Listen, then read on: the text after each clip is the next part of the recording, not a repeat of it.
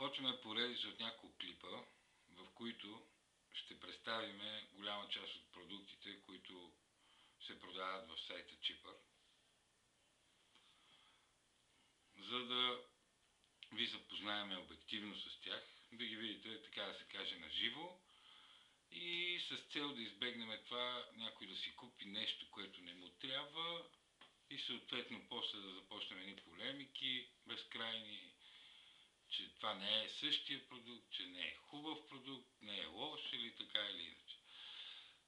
Така, първият продукт, с който смятам да започнем, това е този 3D увеличителен екран за мобилен телефон. Звучи добре. Ето го как изглежда. Отзад на кутията има обяснение как се действа.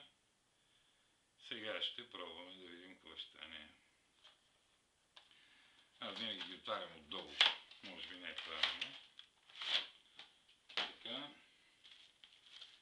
Ето го как изглежда. Опаковано е в един найлон, много приятен на пипане.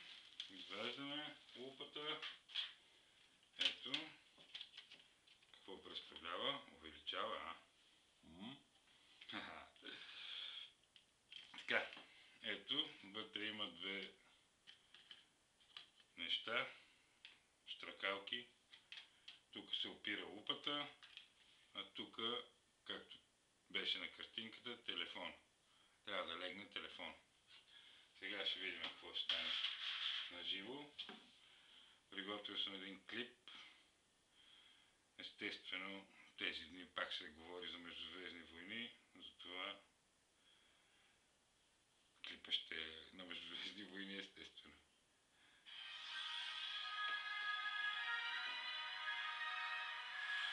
Сега ще предвижа, за да видите какво се вижда. Ето го. Не знам, може би не забелязвате, но наистина има един добър 3D ефект.